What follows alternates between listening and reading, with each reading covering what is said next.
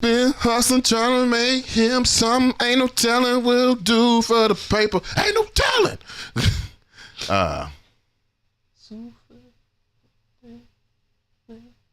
That's the next line? Yeah, souffle, something. Oh, okay. Yeah. Okay, my bad. I got caught up.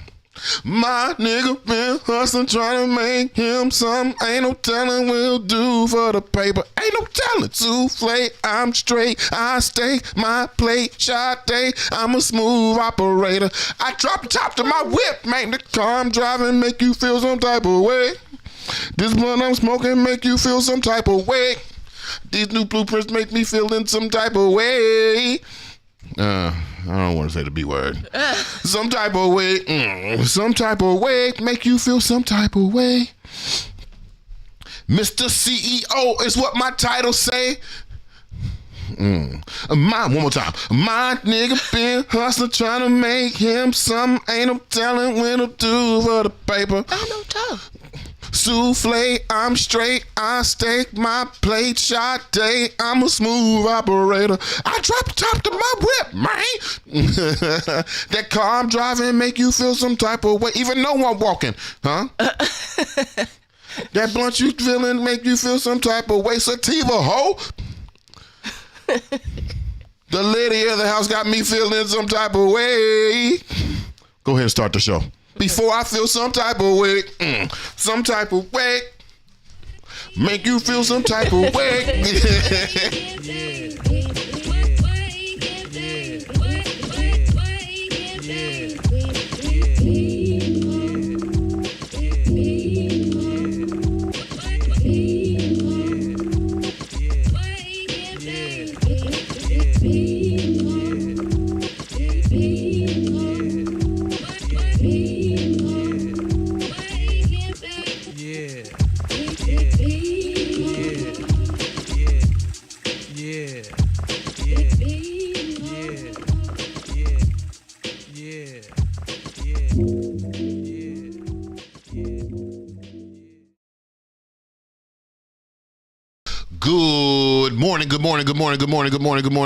Good morning. Welcome back to another episode of Wake and Bake with BeMo. My voice cracked, but it's still cool though. Yeah. Welcome back to another episode of Wake and Bake with BeMo. This is your chance to catch up on all the new blueprints that is happening within Blackness through Blackness to Blackness.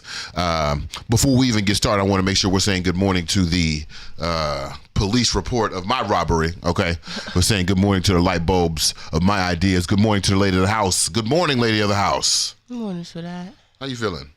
I want to, huh? I was gonna say I'm sick, but you know, I'm here. Yeah, we struggling this morning. Yeah. Struggling, migraines on 10, immune system on 12, out of 100 that is. Damn. We struggling this morning. I got my chest out like I'm some kind of floozy. I ain't recognized it. Just right out. Just crazy. Now. This is crazy. Oh my God. I forgot I'm supposed to get some show pearls so I can have something to clutch. I forgot about that. Wow. We need some show pearls. But make sure y'all saying good morning to the lady of the house before you do anything else. And we also want to give a huge shout out to the Washington Informer Bridge, WIBridgeDC.com or at WIBridgeDC on all social media platforms. Make sure you check in to get all your news from a very legacy media source. I'm so proud to be a part of the Washington Informer's family, to be honest with you. So make sure you go check them out. Make sure you also go check out the new Blueprint newsletter. Actually, we just dropped something over there the other day. We're going to do some exclusive drops over the burning questions for the Roach over at the new Blueprint newsletter. So if you want to get some more information or read the written machinations of this exiled revolutionary over there, definitely go check out the new Blueprint newsletter. Of course, it's $5 a month. But if you need that sponsorship or a scholarship, just let this Negro know and we will get it done. And then lastly, we want to give a huge shout out over to my man Michael Robinson with the Let's Talk About It podcast. It's a very interesting time of the year for men and providers and people who are pressured to provide or present or do something specific for this holiday season. So I want to give a huge shout out to them. I'm going to watch a quick trailer. Make sure you go check out Let's Talk About It, LTAI. AI on all social media platforms. And definitely check out my man Micah D.E. Robinson on all social media platforms as well.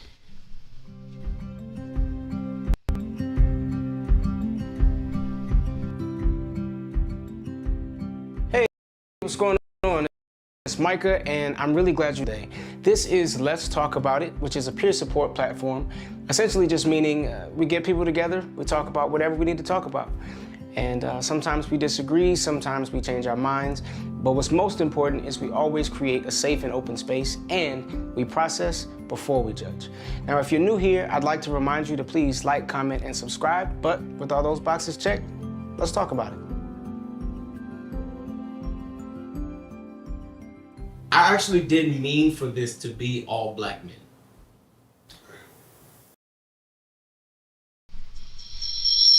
All right. Thank you, Michael. We appreciate that. Shout out to him. Shout out to the Washington Informer Bria. Shout out to the lady of the house. We have a great show for you this morning. I don't know if I have a Paul Robeson Negro of the Week. So if all my Wake and Bake with BeMo nights are actually in the building, if you have anybody that you want to nominate for the Paul Robeson Negro of the Week, definitely let me know in the comments right now. We can investigate that in the second half of our show. But we have some great things that we want to talk about this morning. We have, of course, our newest segment, which is Black in the Day News. We'll do that. We'll also have a conversation about Heinz ketchup and mustard. Mustard!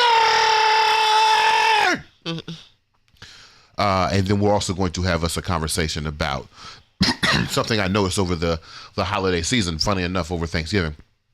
So definitely stick around for all of those topics. Lady of the house, let's go ahead and get things started with our Black in the Day news. This is our chance where we look at some of these classic ephemera that we have around here. As you see, we have a plethora of old Ebonies and Playboys and what are they called?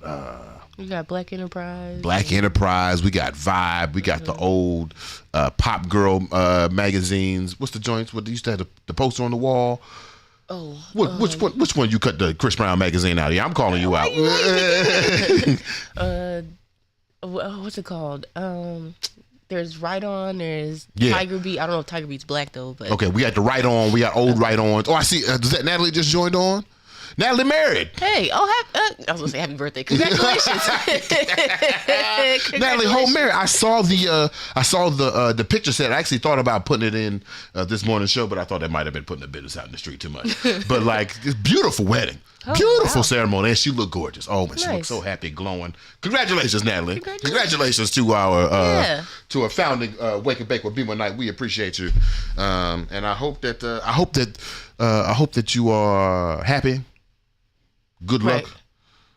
Good luck. Wish you a life of abundance and love and happiness. Yeah. What time is it where you at for Wake and Bake with BeMo? Because I hope this show becomes a staple in the new Rashard household. You know what I mean? That's all I'm saying. That's all I'm saying. We also got Kendall and Drew in the house. Kendall and Drew in the house. What's up, Kendall? What's up, Drew? Hey. Jada just jumped in. What's up, Jada?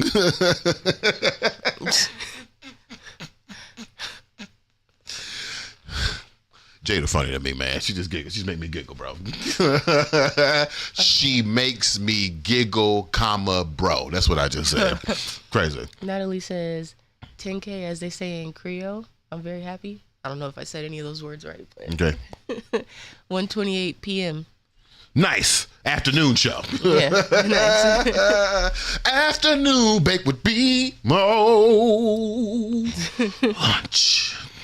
Okay. All right. So we got our Black in the Day news segment. Lady of the house, what we got this morning? Okay, so this one comes from a Black Enterprise from September 1977. Okay. Which is wild. And the cover story is what happened to equal opportunity. But I'm going to read an excerpt from this article, which is titled Civil Rights and the Women's Movement. Oh. Okay, it says, the goal of women's groups are being reached faster than those pursued by blacks. A quartet of young white professionals are seated within earshot at a fashionable Japanese restaurant in Washington, D.C. This affirmative action thing has really gotten out of hand, says one. In my place, some departments have become totally ineffective. I know what you mean, says another. You're better off hiring women when you're under pressure. At least you'll know they're educated. They all nod in agreement and turn their attention to sashimi. During his successful battle for tenure at the University of California's Berkeley campus, sociologist Harry Edwards, uncovered some interesting statistics. Whites were getting tenure at 63% rate. 3 out of 4 blacks were being denied tenure. The number of blacks on the university faculty is declining, while the number of women is increasing steadily. An article on job prospects for 1977 college graduates features a large photograph of a young Asian woman. She is lauded as the perfect corporate recruit, a minority and a female. The article suggests that women have become the prime target of campus recruiters. These incidents lend credence to the impression that the women's movement is a social issue of the 1970s. Nearly every day, the media reports discrimination suits and settlements involving women, breakthroughs in employment for women as the sexual barriers of America crumble. If civil rights dominated the 1960s, the 1970s will be remembered as the era of women. Should I keep going? I'm going to finish this paragraph. But with the growing resistance in the courts and in Congress to blacks' efforts to consolidate the gains of the 1960s, there's been some concern about the attention given to the women's movement. Few blacks doubt its legitimacy, but there is concern that it may be a convenient escape from the unresolved problems of civil rights. Will blacks and other minorities have to compete with women for the same sliver of the American pie? Thank you, sweetheart. That is from Black Enterprise, September 1977. It was, are we getting the glare? We good? It's a little, yeah, I think it's good. 1977 issue of Black Enterprise. Definitely go. You can't go check it out.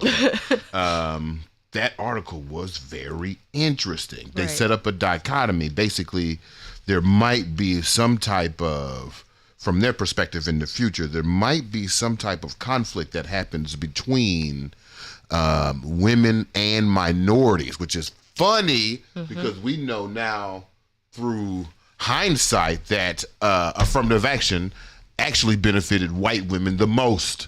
Right. And it's interesting, this quote that you read at the beginning of the article saying that if we hire women, at least we know they'll be educated. How nefarious. Right. How disgusting. How disgusting to be discussing affirmative action, which is a policy that seeks to put people on level playing field, but then point out the inequities that have happened historical as the reason why you shouldn't participate in this situation. Mm-hmm. And this goes back to a question I asked earlier in this season, which is like, if there is stupidity that is leading, if there are stupid leaders in every faction of the planet, why is it that black folks got to be hyper intelligent to be qualified? Right. That's the affirmative action I'm looking for. Can we be affirmatively stupid? That's why the revolutionaries don't take me serious. I'm always playing. Exactly why the revolutionaries never take me damn serious. I stay playing. Interesting article, though. Thank you, sweetheart. Mm-hmm. Wow. What are your thoughts? Yeah, just using women.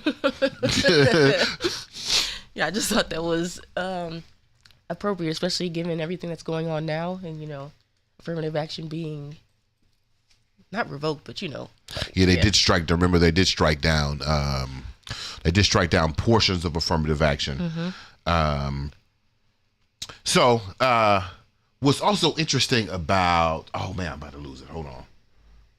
Oh, so as they say, I giggled because they said the 70s would be the decade of women. Mm-hmm. Did that happen?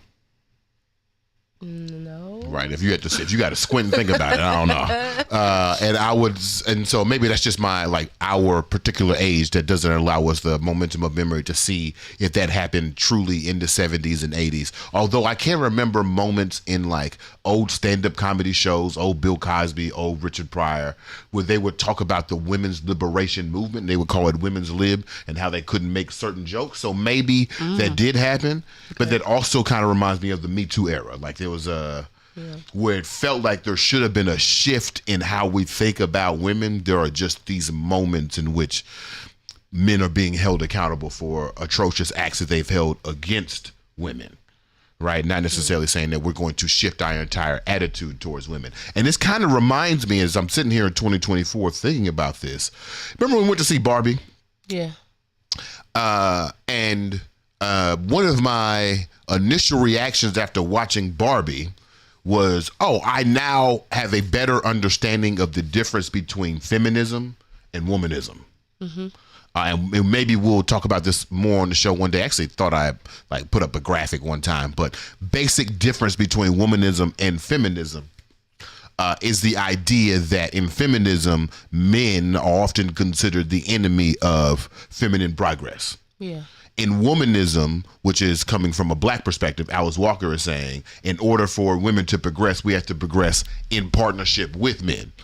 It's a very easily gradient line spectrum that you could fall under. But the idea, especially if I'm thinking about this as far as affirmative action for black women in the 70s, is how can I grow with my community while also not throwing black men away versus how do I grow in my community at the cost of black male success. Interesting. I might actually finish reading that article. That sounded pretty damn good.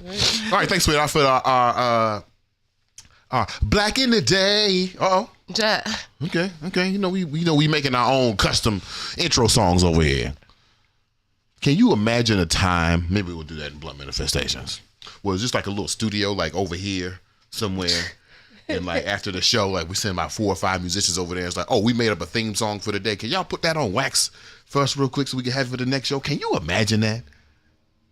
Not in this apartment, but No, not right there, because that's outside. yeah, that's outside. That's right. True. All right, sweetheart. Let's Drew says, can you share the link to the Womanist article? You talking about this one? That one or the article we just read from was from 1970s Black Enterprise.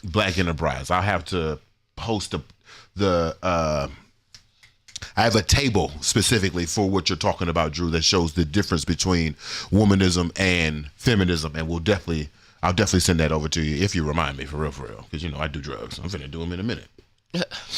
All right, let's get to our next topic. We got any comments? Actually, I'm sorry. Let's see. We got some. Let's see here. My girl, Sage. You don't know Sage. Sage is my 202 Creates line sister. What's up, Sage? Oh, nice. Yeah. Sage says, first time tuning in and definitely won't be my last. Can we be affirmatively stupid? That's what I'm saying, Sage. Sage, that's what I'm saying. Jada said, hey. Hey, Jada. Oh, Jada. Drew says affirmative action loss is hurting Asians too. Yeah. Yep. Mm-hmm. And all I can say to that is, you don't say. Huh. Micah says, Guten Morgen. Missed y'all. German. Good morning, Micah. And then Drew says, I'm 3 subs away from my gaming channel and 39 subs away for this channel before I hit my year in YouTube goals. Yeah. Really? Nice. I tuned into a Drew live. He plays, in one of the lives, he plays Mario World Maker. Mm-hmm. And as I was watching him, I think too deeply about stuff. As I was watching him, I was like, do people consider this a skill? Because this looks hard as fuck, bro. Yeah. Right. This looks hard as hell. I couldn't play Mario on my Game Boy Color. I couldn't imagine playing Mario in a world where random people are making the worlds. Random people are designing worlds so that you fail. You fail in the most entertaining way possible.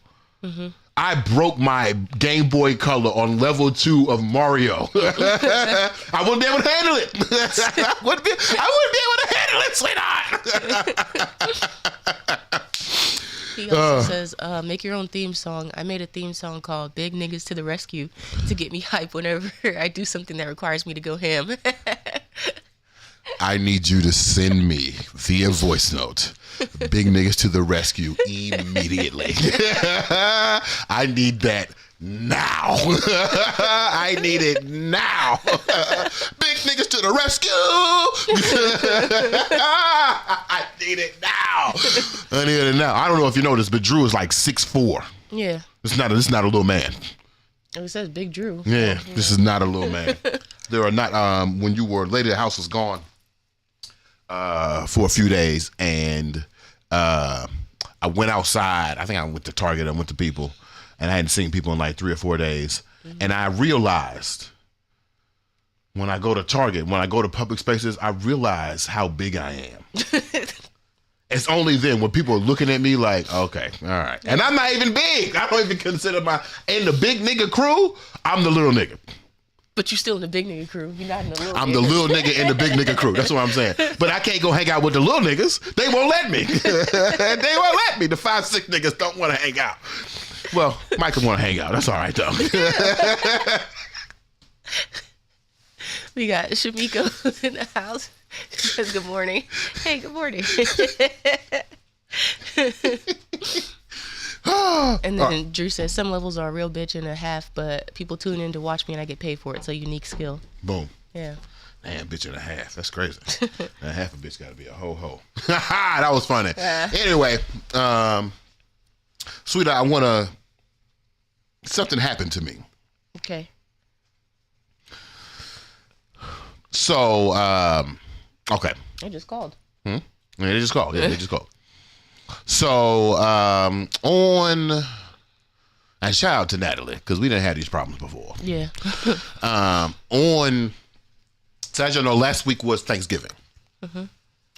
And the lady at the house informed me that she was going to go down to,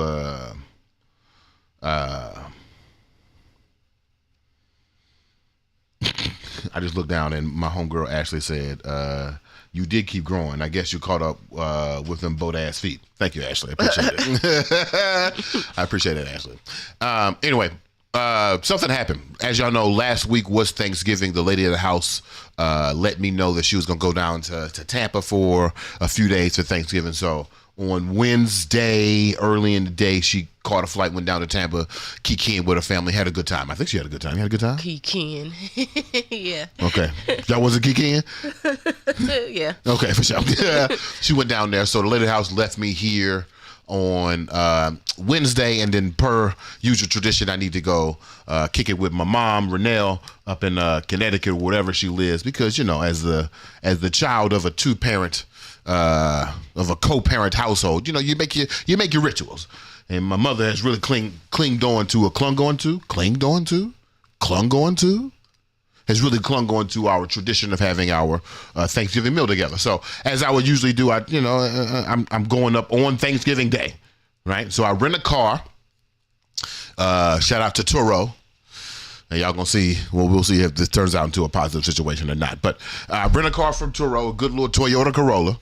Go up to Bowie in my Lyft, get out, take the Corolla, come back to the apartment complex here in the ghetto. I park about 7:45 on Wednesday night, right? That night I get a little rest. I go to bed. I pack my bag. You know what I'm saying? About to get on the road to go to Connecticut, about a 5-hour drive. So I figured if I leave here around 5:30 in the morning, I can get to my mom's house before noon, right? Mm-hmm. Pack my bag, smoke my blunt, go downstairs, got my bags in my hand, go to where the car is parked. You can put the picture up, up. Go to where the car is parked, and for the first time in my life, somebody stole all the wheels off the car. It's crazy. Motherfucker was sitting on crates. Sheesh. Somebody has stolen the wheels to this rental. And here I am now. It's 5:45 in the morning. I'm standing there with my little cute red bag and my backpack, getting ready to go see my mother for Thanksgiving. I feel like Goldilocks to a little girl. I'm about to go travel through the woods to go see my grandma. Somebody stole all the wheels off the car. So I'm standing there. It's dark. Can't go to Thanksgiving. I start looking to see if there are other rental cars, either at Enterprise or at Turo. And of course, on Thanksgiving morning, there ain't no other cars. Yeah. There ain't no other cars around. So I go to Google and I'm like, okay, what am I supposed to do? I actually asked the Google AI system, what am I supposed to do right now? And the Gemini AI said, what you should do is you should call the cops and get a police report. So that's what I did. I called the cops. I got a police report. Talked to the police. I called my mother that morning. I called the lady of the house that morning. And then I just started to look up, is there like a reason why Toyota Corollas are being robbed or being taken advantage of? And so the officer that morning told me, you low-key lucky. And I was like, why? Huh? He was like, well, because what they actually do, they take wheels and airbags out of these cars. What? They could have easily totaled your car this morning in this parking lot. Damn. And I was like, this ain't even my car. He was like, then you really lucky. That's crazy. And I was like, that's crazy. And then he started to go into the situation where he was like, what happens is there are a whole bunch of mechanics around this area. Mm-hmm. And I know what he was saying by around this area because we live in a very Latino-based, migrant-based area.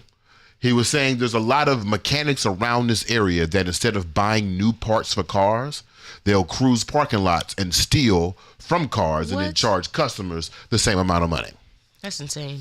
Then he went on to say is like, when we catch them, the most that we can do is give them like 6 months in prison. We release them and then they go out and do it again. Damn. I talked to the lady of the house, and the lady of the house was, I think you said something to this, like, that's evil. Who would steal cars? Who would steal wheels the night of or the day of Thanksgiving? Yeah. My mother said, oh, these must be some fools. Like, these are really evil people who have been stealing cars and stealing materials from cars the night before Thanksgiving. And while I was really wanting to agree with y'all, the cop, lady of the house, my mother, the local news stations in California who had covered this before. But then something dawned on me, sweetheart. Like, very sharp, as I was trying hard to, like, be mad at these criminals.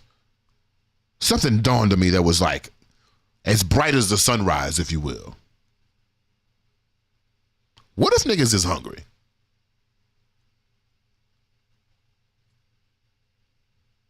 What use is all of this show, that election, the conversations we have about racial philosophy, our experience in intellectualism and equity and inclusion and diversity, the projects that we do, all the things that we're trying to do to reach the masses of people to try to convince them of their own power intellectually throughout the space.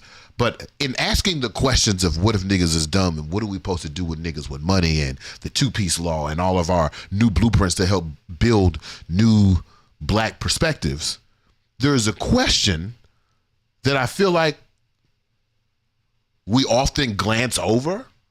Mm-hmm. And the question is, and it came glaring to me on Thanksgiving morning, funny enough, what if niggas is hungry? What if niggas is desperate enough to steal from their neighbor to survive, to live, not even survive, just to have nourishment for the day? What are we supposed to do with that? What philosophy, what morning show topic can I give you, can I explain to you that will appease your hunger? What parlor subject? What urbane, what news topic from Black in the Day News, whose Paul Robeson Negro of the Week is going to answer the question of what if niggas is hungry? And I'd love to say that, like, this physical example is the extent of this question, but the more I thought about it at 5:45 in the morning, looking at a car that I couldn't drive, thinking about a Thanksgiving meal that I wouldn't have, dreaming and fantasizing about a conversation with my mom and uncle that I wouldn't be able to have, the thought in my head came, what if niggas is hungry? Because I told you later in the house that this would be the first time in a long time that I would be with the elders of my family, with my mother and my uncle. And I had an idea that maybe I might pitch a little family business to them. So while I'm thinking about the successes of my small business, probably while I'm in here fantasizing about it, somebody out there, zoop, zoop, the tires away. Yeah.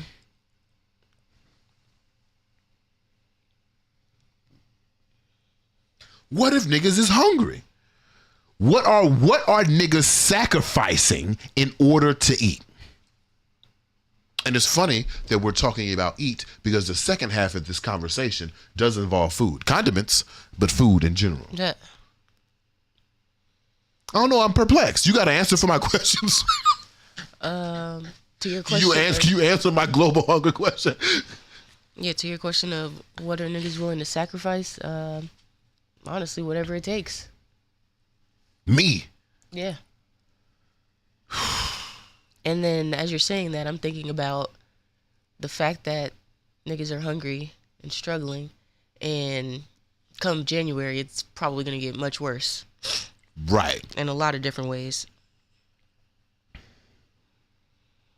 So the question that we asked, I think it was like a couple weeks ago, and I asked, are we supposed to like die for this? Is this like are these the sacrifice points? You got any comments? Drew says people are struggling. The majority of crime comes from desperation and lack of human necessities. Right. Yeah. I often, when I see, we read a stat last season that said that crime actually happens, especially in gentrified places. Crime happens in the most gentrified spots of gentrified places. Yeah. So when you go to Word to Union Market, when you go to former Trinidad, which is now Union Market, and you see all these wonderful, beautiful buildings and steakhouses that'll cost you $200 a meal, and Italian and French restaurants with $60 burgers and $25 pizza slices and $16 ice cream cones, and you see this, but then you still see impoverished people walking around. You think they just like, oh, I'm cool with $16 pizza slices, or I'm gonna go get that. Right. See, I've been hungry before, sweetheart. So when I'm standing in the dark at 5:45, that's what I take. When I'm looking at this car, that's what I take. You can see the lug nuts. Yeah. It means they had no intentions of using this immediately. They were selling this for parts. Niggas was hungry and did it quick. And when the cop told me, you lucky they didn't get your airbags, they probably got startled and spooked. And I was like, that's probably true. Yeah. They didn't have enough time to finish the job. Lady House goes on to tell me this is not the first time she's seen a car like that in our parking lot. Yeah. I wouldn't, and you know what? You know what's crazy? I would have told you this is not a gentrified area. But now as I look around, oh my God. They built these luxury, and they built these luxury apartments over here. This whole, that whole block over It's a new lake over. They built a lake. They built a new street. There's a road there where there wasn't before. Yeah, it's only a matter of time until the businesses around here start to become displaced. We had that conversation. So maybe I should be surprised that we live in an area where the car tires got taken. Drew says, I saw a news article where a benevolent millionaire invested money in a low-income area for food banks and job opportunities. Crime virtually disappeared in a week. I've often wondered what would happen if you did that. If, like, we just went to a small town and, like, just funded the town for, like, 10 years. What would happen? I feel like an economist would tell you, you're going to make it worse. Inflation. Shut the fuck up. God. Kendall says, even Jesus fed and cured the people before he taught them. Oh. Yeah, because you can't mash true, though. You trying to teach a hungry nigga? Yeah. Oh, that's why they give you after school snacks. Got it. All right. Gabriella says, checking in during lunch break. Hey. What's up, Gabrielle? And you know Gabrielle? No. Lunch break? What time is it? Gabrielle, where you at? What you doing? Lunch break. Drew says, an issue I'm looking to address here in Texas is 1 in 3 children don't have a meal to eat every day. Lack of basic nutrients to kids is one of the biggest factors that impacts grades and graduation. Yeah, you can't focus when you're hungry. Can't focus when you're hungry. So how we gonna have a revolution if niggas are still hungry? Yeah. All right, let's do this, sweetheart. Let's take a quick break. We're going to run to my man, Sir EU. Ha ha ha ha. Definitely go check out my man, Sir EU, on all social media platforms, and we'll be right back with more Awaken. Now, we're going to talk about. So I gave you this obvious example. This is obvious. Somebody stole my shit. What if niggas is hungry? Of course, as you know, Wake Up Bake with BeMo. This is just a tip. Yeah. We'll be right back.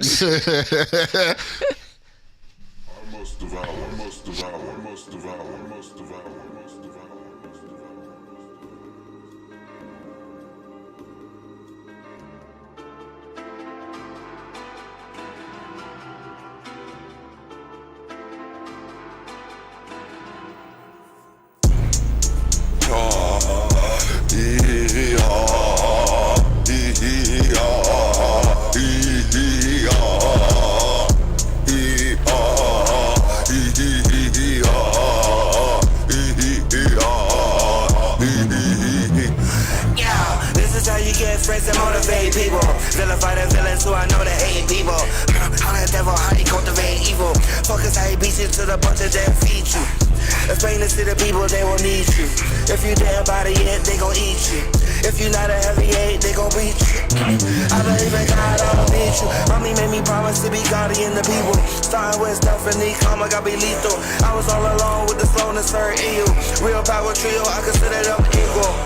I just want to deliver what was given. Power steering through a whole trunk, I'm forgiven. If I wasn't in it for the win, I would've been in the mortician's clinic, grinning, looking down on all the living. Shitting on the witnesses is what the kid was given. Forfeiting, I'm finishing the fucking vision. Since I wasn't infinite, my mission was to kill it, to fulfill it. Was an energetic citizen that I'm still in. Will it, kill him. You already know what we be, I keep for B, I be, he, we are destroy, and I watch this evolve, evolved into a devolve, and I earn stripes with a T-talk, and I earn stripes like a T-dog,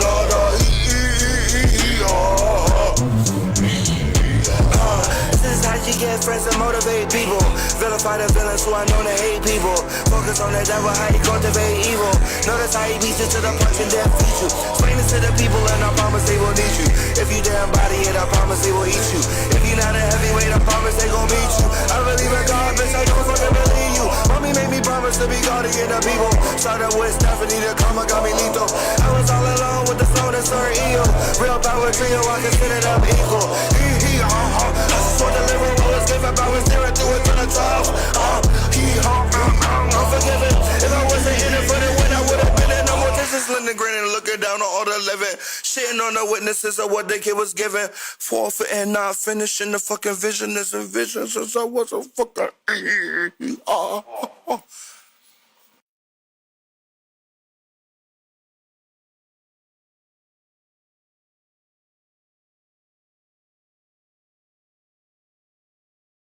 I made it. I made it. All right, y'all. Welcome back to Awake and Bake with BeMo. Yeah. Is ha y'all shit yet? Is niggas singing along yet? Niggas know the words? I don't know the words. I know I don't know the words. All right, y'all. It's time for our blunt manifestations. If you could throw them in the chat for me, what are you manifesting this week? What do you hope will... What are you working on that will come true due to the power of manifestation, or prayer, or whatever you use to gain power from things that you don't quite understand and you don't have a grasp of? What are some of your manifestations? Sweetheart, you go first.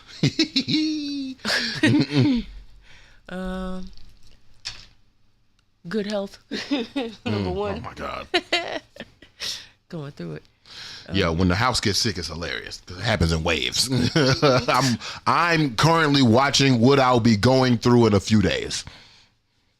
I mean, I'm trying to preemptively help you, but you like the chills, so. I do like the chills. That is my what is your favorite sick symptom? What is your favorite symptom when you're sick? Probably the fatigue, like you like the fatigue. Yeah, you just exhausted and go to sleep. Shit. No, the first time I had chills was the second time I had COVID, and I was like, "Oh, this is kind of fun." I kept randomly vibrating. I was like, "This is cool." But the second time I had chills, I was like, "Oh no, this is ass." No. I'm trying to go to sleep, man. Yeah, your muscles on. Shit. Let's see what we manifesting. What I was talking about earlier was, wouldn't it be, I keep seeing these things like you're not supposed to talk about things that aren't complete, but like, I don't know if I agree. But maybe that's also the source of my incredible bad luck. That might be the source of my incredible bad luck. But as y'all know, we've been trying to build a podcast network since like 2019 for real, just to find the right partners to make sure that we had the right connections and things. So I want to manifest that the progress of that is still going the way that it should. Just had a promo promo shoot for another show that we're starting.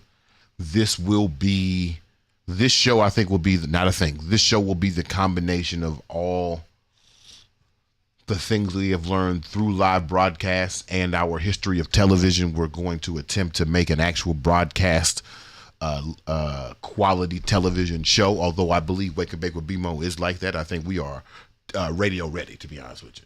I think we are ready. If I can stop cussing, I think we radio ready. Did I cuss a lot? Yeah. I think about that when I see when I'm on Facebook and I see like my aunts and my older cousins, the older cousins who would be like, 50, 60. Okay. When they comment, they're like, "Oh, go ahead, nephew." I'm like, "Oh, no, I'm out here just a whole bunch of motherfuckers and bitches." it's crazy. And then when I see like my younger cousins, shout out to little cuz, turned 22 the other day. Oh, happy belated birthday! Yeah, happy birthday, little cuz. I'm like, damn, shit, am I setting the right example? I was cussing and smoking. Yeah. And this ain't got no baby mama. Anyway, at least I don't think. What? Well, you manifested. We already did a manifestation. What I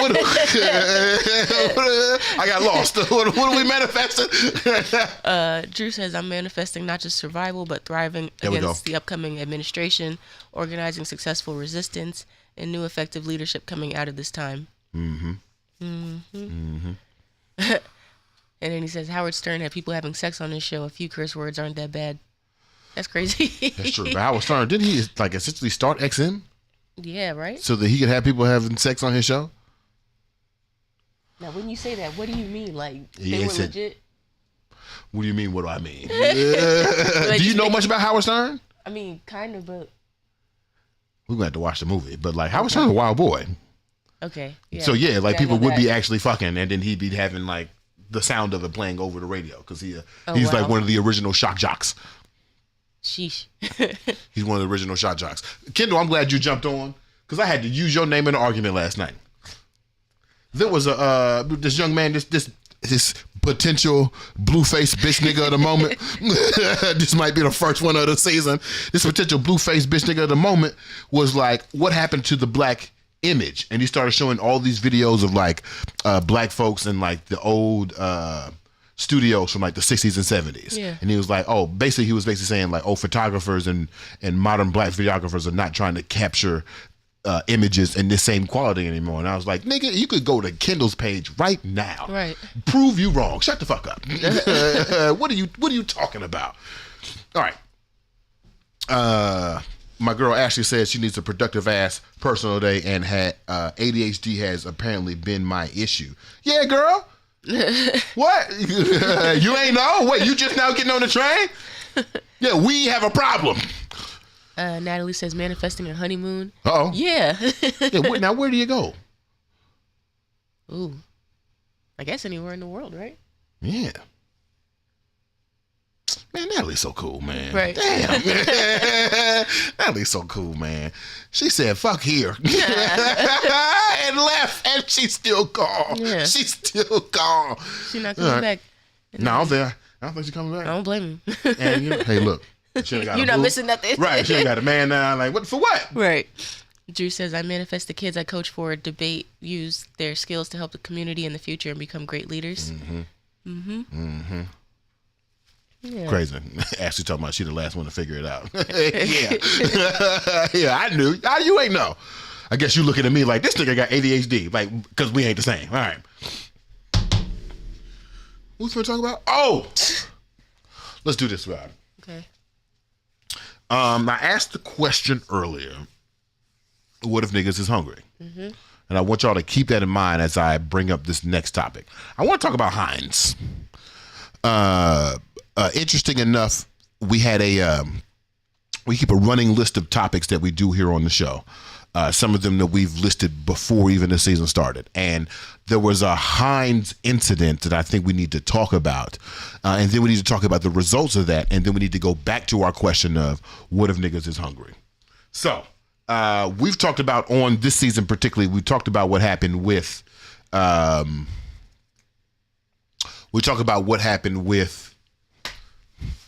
what's them niggas' names? And pizza. Jesus.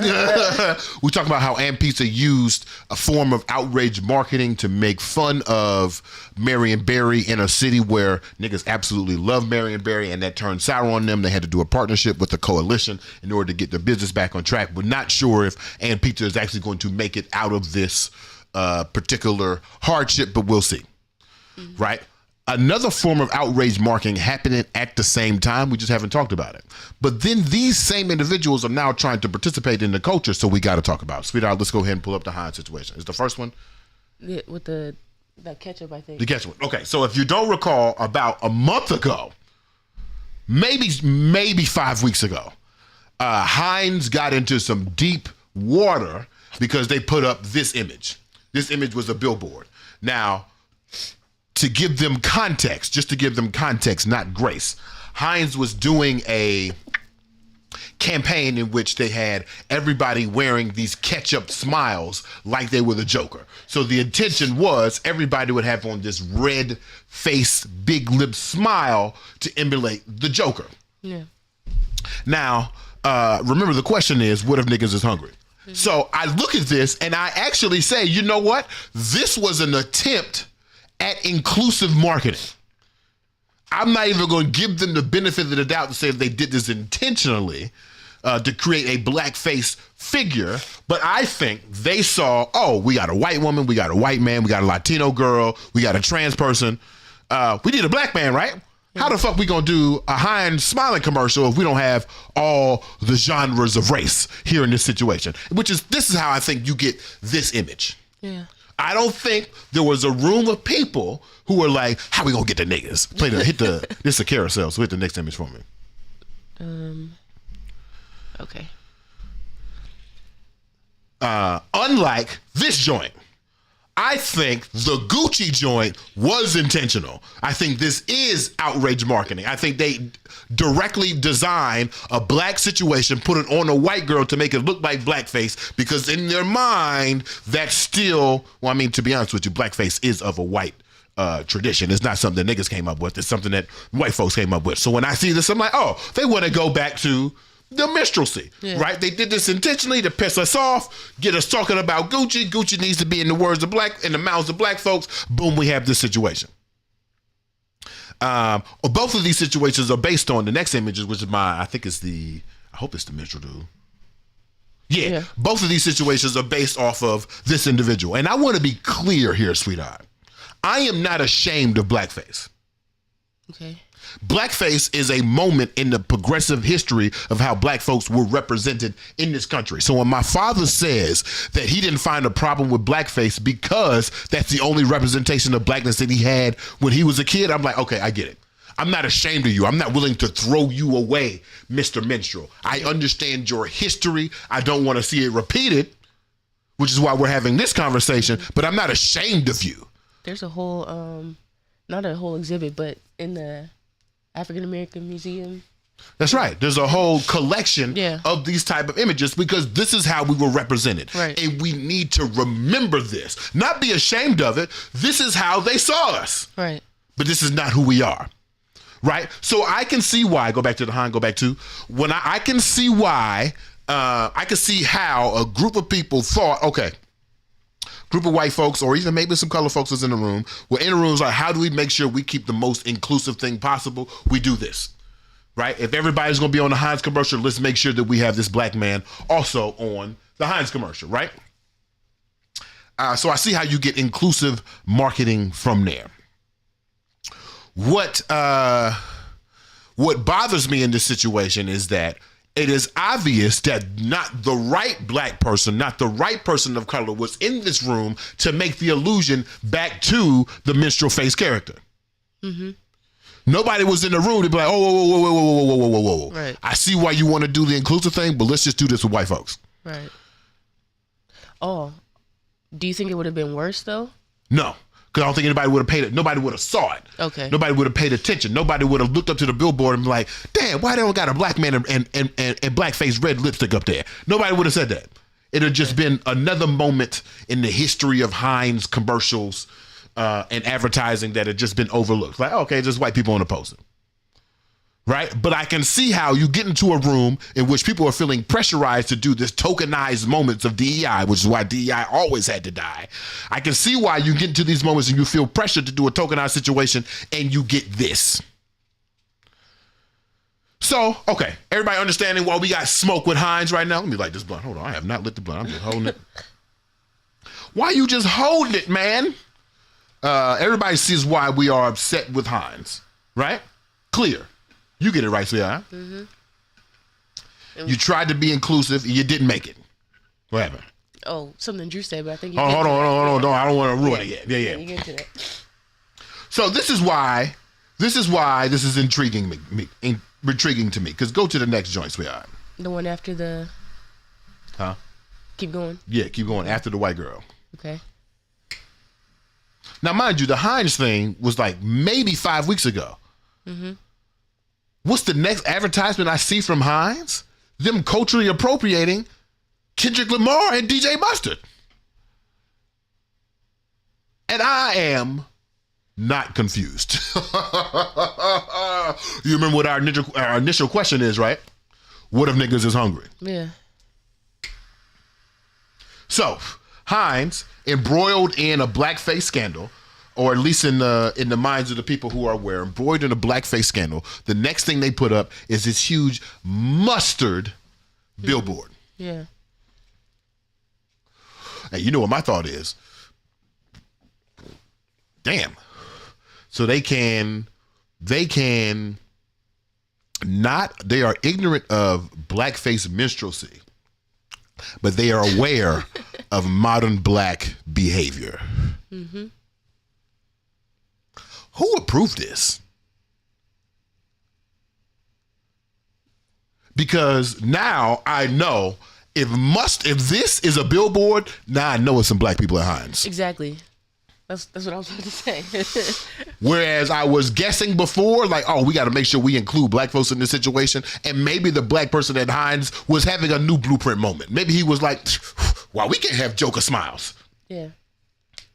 But when I see this moment, I'm like, oh, okay, there is a black person who works at Mustard, and not at Mustard, at Heinz. And I asked the question of, what if niggas is hungry?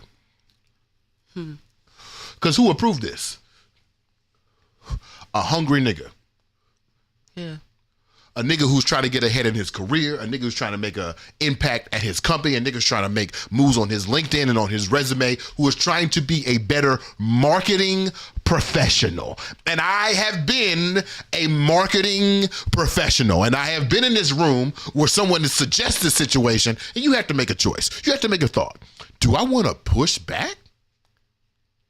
Am I really willing to risk my professional credits, per se, on this moment? Or did I just let the blackface thing go? It was a mistake. We move on. Hopefully we can get into the pockets of niggas again. Click the next one for me. Here goes that. And this is to me, so you get the initial billboard and then you get the social media post. The billboard, if I'm probably understanding how corporate marketing work, the billboard approval team goes through a smaller team, probably a more localized team, ad placement team. By the time you get to social media, it has gone through the entire gambit of Heinz marketing team. Mm-hmm. And so now, I'm sorry, go back one. Read the tagline to the billboard for me, sweetheart, if you can. I think it says something to the point of like, if the GOAT calls, you answer. Okay. Right? And so they're referring to Kendrick Lamar. He said Mustard. And so Heinz is like, oh, we're the ones who are responding to the call. And then in the second joint, you can go back to the social media boys. In the second joint, now the tagline is, you rang? Mm-hmm. That's so lame. That's a really lame ass ad. If you did not have the Kendrick Lamar moment and it's just a billboard that said Mustard, when the GOAT calls, you answered, or Mustard, you rang, that would be a really whack ass ad. That would be a really inept ad. And I actually think this is a really trash ass ad. Especially if you reconnect it back to the Kendrick Lamar moment. Mustard is from a song called TV Off, which we're trying to disconnect from media to get back to our authentic selves. And Heinz uses it as a moment to sell their product. Capitalism is a bitch. Yeah. And then they add this whack-ass line of, you rang? Kendrick not calling you. Oh, what the billboard said was, if the GOAT is calling, then it has to be Heinz or something? Yeah, it has to be Heinz. If the GOAT is asking for mustard, it has to be Heinz. That's better. But by the time you put it through the full gambit of what the Heinz marketing team is, by the time it makes the social media and is going through all the situation, you get this whack-ass, whitewashed-ass mustard advertising for mustard. Yeah. And I just got one question for Heinz. I really got one question for Heinz. After having a blackface scandal and then appropriating black culture to sell their product, one question. Who the fuck do you think you are? Or does Heinz know that niggas don't have momentum or memory? Because when I go to the social media ad, when I go to the comments, I just see people like, "Oh, this is crazy! What a great idea!" As if these same individuals were not trying to unintentionally remind you of how they see you in the past. Mm-hmm. You are a character. You are something to be appropriated. Remember that blackface performance starts with white men putting on blackface, appropriating black skin. And now here we are with Heinz appropriating black culture so they can sell their products. Boy, I'm so glad I stopped fucking with Superman. Oh, you got any comments, sweetheart? What are your thoughts? Yeah, it's definitely I wouldn't even say it's rage baiting because it's intentional, but I don't think that it's meant to, well, at least not the mustard. Not the mustard. Yeah. They're not trying to rage bait. Right. They actually think they're doing the work of being inclusive of blackness, when in actuality, you are completely pimping us. Mark. Yeah. Yeah. Right. Yeah. The lady house is shaking her head repeatedly. You got any comments? Yeah, Drew says corporations have been using black and hip-hop culture for advertising for years. Black people make the culture and they appropriate it for culture. Right. Shamiko says, you rang? Coco Chanel! Go ahead. You rang would only be appropriate if paired with Adam's family. Right. Mm-hmm. Some other white ass shit. This ad right here just screams white. Yeah. Drew says they've been appropriating our work for profit and making art worse. Yeah. And then Shamiko said, also, French's dropped the ball because I ain't never met nobody checking for Heinz mustard. Right. Yeah, French's did drop the ball. What happened? What happened? Matter of fact, French's should put out the same ad. They should do the same thing. And then when Heinz calls them out, just put up the blackface picture. Oh, y'all love black folks, huh? Yeah. Crazy. Drew says, what's wrong with Superman? Not that Superman. Not that Superman. Not that Superman. The Superman, I used to work for a marketing agency who would be in the room and approve this. Matter of fact, I had a conversation with one of the niggas that I worked with, and we talked about this for a good 20 minutes. How I would have been in the room. I'm not going to say their name out right now. I would have been in the room, and I would have, in the room with me, you would have heard from BeMo. I'd have pulled out the blackface pictures and everything. You'd have heard from me. Didn't you? I feel like you called out some other organization that y'all. Yeah. I sure did. I called out several organizations. Someone should have pointed. They stopped inviting me to the meetings. But what was funny was they stopped inviting me to the meetings, and the niggas who would go to the meeting and then come to me after the meeting and be like, "Hey, what you think about this?" I'm not fucking with it. Yeah. Kendall said we would outperform these quote unquote creative agencies by miles if we had the platform. If. Mm-hmm. See, when I look at the Heritage Foundation, the people who wrote Project 2025, I think, like, who's the opposite of that? Like, why can't somebody just drop $25 million in our lap right now and tell us, hey, just do the opposite of what they're doing? Okay. Is it because they really think they're doing the work? Like, I don't know.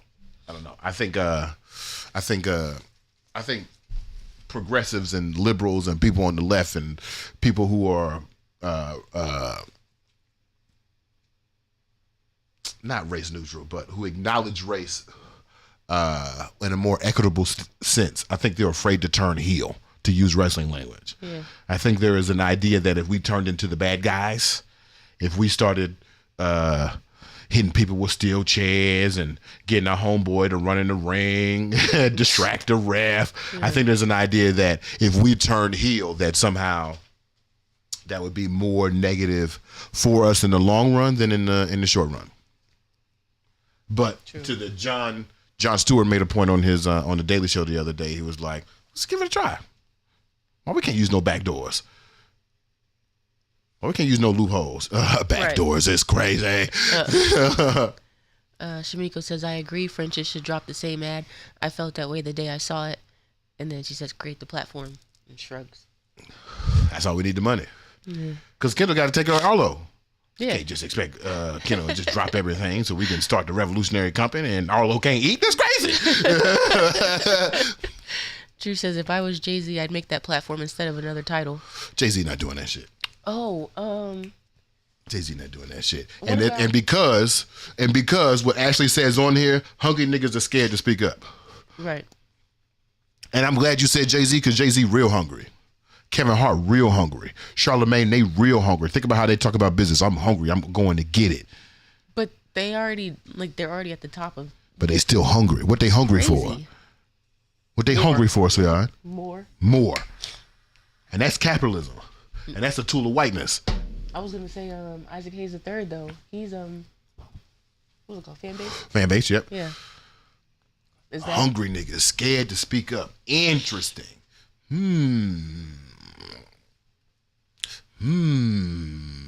Yeah, baby Arlo gotta eat, man. Yeah. Drew says, "We need a black platform that matches the radical energy we're up against." I agree. Here you go, sweetheart. Are you good? I'm good. Okay. Yeah. All right, sweetheart. That's all I got to say about Heinz and they bitch asses. Are they the blue-faced bitch nigga of the moment? You know what? I'd like to nominate, if you will have it, sweetheart, I'd like to nominate Heinz Appropriation of hip-hop culture of Kendrick Lamar after being embroiled in a blackface controversy as the blueface bitch nigga of the moment. Do I have a second? Yeah, I second that. Do we have a vote from the Wake and Bake with BeMo Nights? Can they be this season's initial blueface bitch nigga of the moment? All right, Heinz. Heinz, it has been properly seconded. It has been voted upon. Heinz, you are our initial season 5 bitch nigga of the moment for appropriating hip hop culture to sell fucking mustard. Get the fuck out of here. And first off, DJ Mustard is better than you. Right. He's better than you. All right, sweetheart, it's time. What's up? Kendall said, "I'm feeding his baby right now. He only drinks the expensive formula too." Come on, man. Expensive taste. Come on, expensive taste, man. Come on, man. Damn, the sun. Just bust through? Yeah. That's crazy. All right, let's do the burning question for the Roach. Burning question for the Roach. Yeah.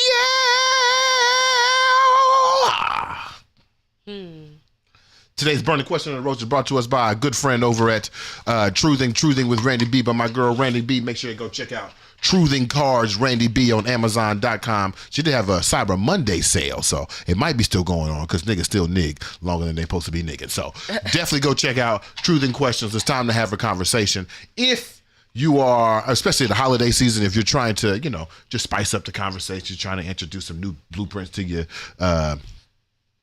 family members and to your friends around the holidays, definitely go check out Truthing Cards, Truthing with Randy B.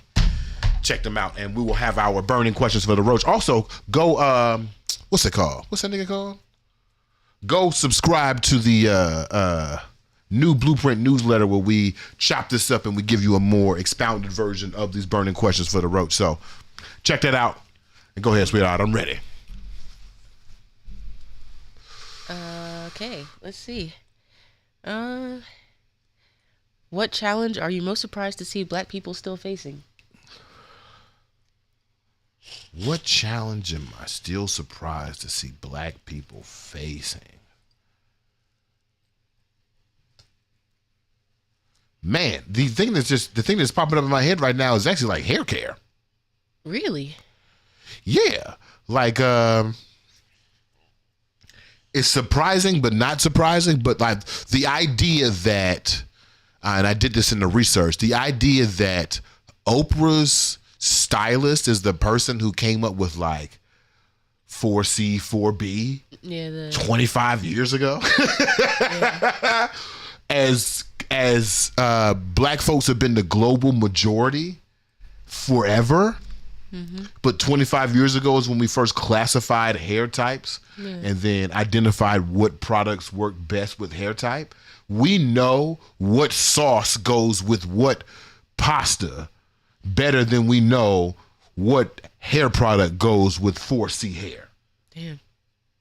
That surprises me. It also surprises me, but not surprising, that Black hair care products are the products most likely to be scaled and then acquired by white businesses who don't understand what sauce to put on what pasta.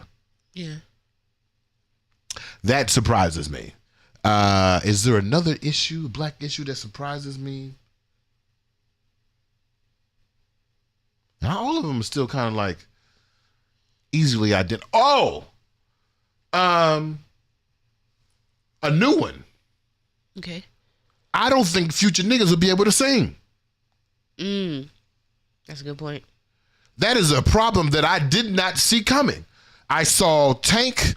Tank made a statement on his podcast where he said that the fall of the Black singing voice is due to people disconnecting from the Black church, and the Black church was a free music school for essentially the existence of Blackness here on this little funky settler colony state, right? That we've been learning how to sing from the Black church, but as Black folks have disconnected from the Black church specifically, and even as gospel music changes, that might be a subject within itself, but even as gospel music changes and simplifies and becomes more monolithic to a certain degree, and when we see the combination of art being taken out of schools and the simplicity of popular music now, I think we are in a serious, I think we have a serious chance that the next generation Beta and beyond, won't be able to sing and dance and perform rhythmically at the same level as past generations. That's a bit frightening. That is scary. Yeah. But I said one time, white people can't dance because they are free enough to ignore even the laws of music. So maybe it's a good thing, but if it comes from a place of ignorance, I'm not sure. Right. That's a problem. That's a problem. Let's ask the question again. What challenge are you most surprised to see Black people still facing? Yeah. Art education. Yeah. What about you? Do you think that's, well, there are several factors. They finna get rid of the Department of Education, so. Right. And they're not replacing it with the Department of Art, so. No.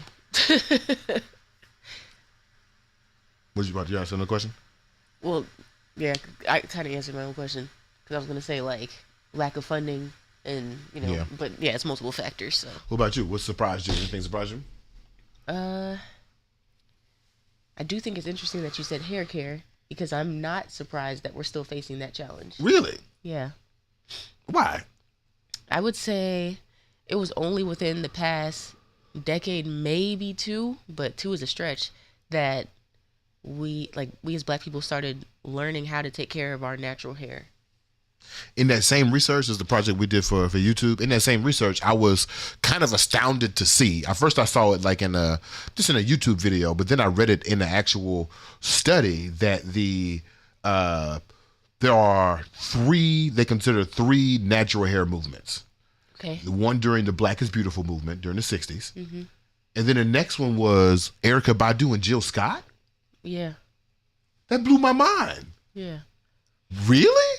Like something like 40 years later, 49, 50 years later, then you have Erykah Badu and Jill Scott who have started a new movement by wearing their natural hair. Okay, maybe I'm a little surprised.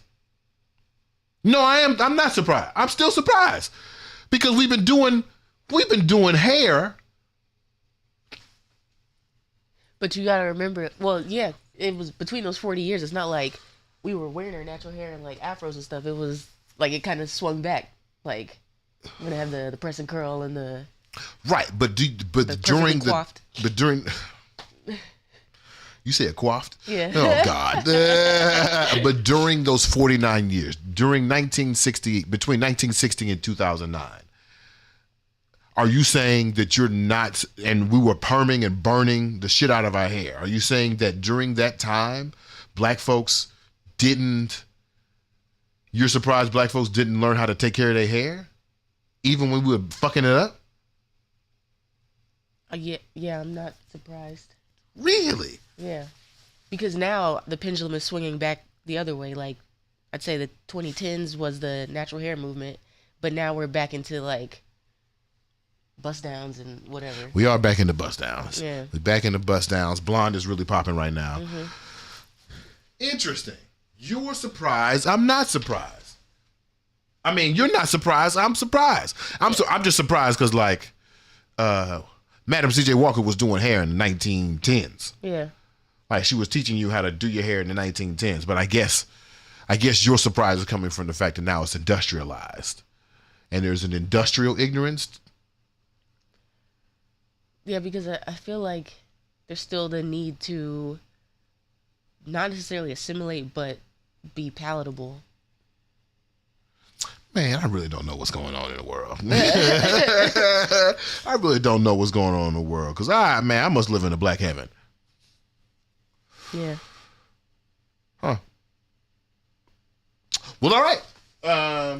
That's crazy. Yeah. Yeah, art education and hair care, I think, will be the answer to those questions. All right, thank you, Randy B. We got any comments before we get up out of here? Shamiko says Tank ain't wrong. No, he ain't wrong. He ain't wrong. Yeah, I'm wondering if we'll have talented people in the future or what that talent will look like. Especially with like AI, I feel like the talent will look different. Yeah. It will. Yeah. All right, y'all. We want to thank y'all for watching this week's or today's Wake and Bake with BeMo. Yeah. You can catch the instant replay over on Facebook and on YouTube. Definitely check out the podcast if you're listening to the podcast.